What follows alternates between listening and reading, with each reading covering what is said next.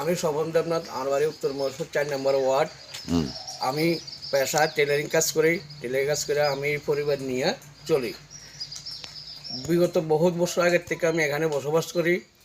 বহুত কষ্টে, বহুত সরকারের একটা অনুদান পাই, একটা সরকারি ঘর পাই।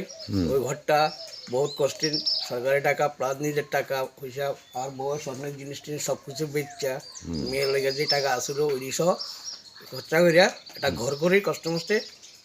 ওই ঘরে গত বন্যায় বর্ষার সময় ধস করিয়া, এই যে এখানে যে এত বড় টিলাতে ধস করিয়া এই ঘরের ভিতরে বসে ঘর প্রচণ্ড ক্ষতিগ্রস্ত হয়েছে। হওয়ার পরে আমি পঞ্চায়েতে যাই, যে পঞ্চায়েত সেক্রেটারি, প্রধান, মেম্বার তাদেরকে জানাই।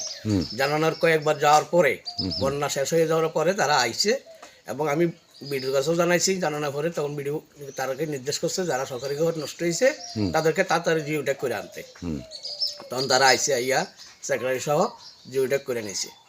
নেওয়ার পরে আমি বেশ কয়েকদিন পঞ্চায়েত প্রধান এবং পঞ্চায়েত সদস্য তাদেরকে জানাইছি যে আমাদের জিওট্যাগ করে আনছে কী হয়েছে, আমরা তো ফাটাই দিছি, আমরা এটা সম্বন্ধে আর কিছু জানি না।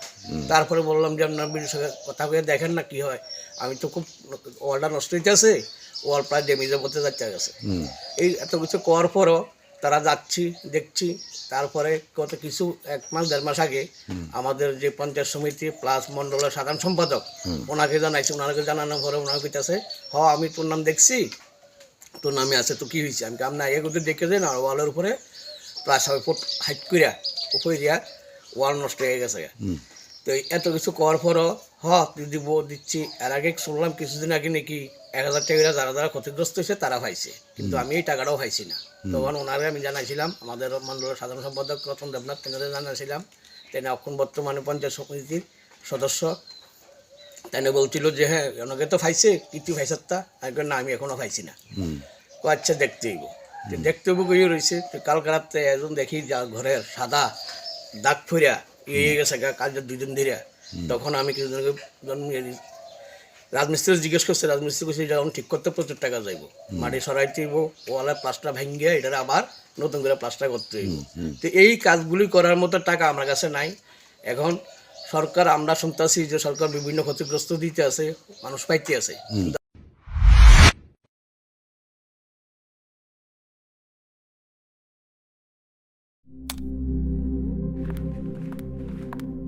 রিয়া,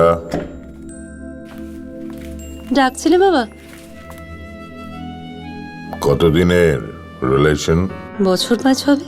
কেন? একবার জানালি না? সম্পর্কটা তো আমার, বিয়েটাও আমার, পছন্দও আমার। তোমার জানার প্রয়োজন, এবার তো জানলে। তাহলে আমি যদি গিফট দিই সেটা আমার পছন্দের হওয়া উচিত। তোকে দিলাম, দেখ।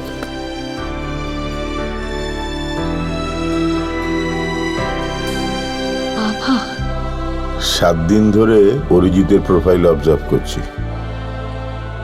Good choice.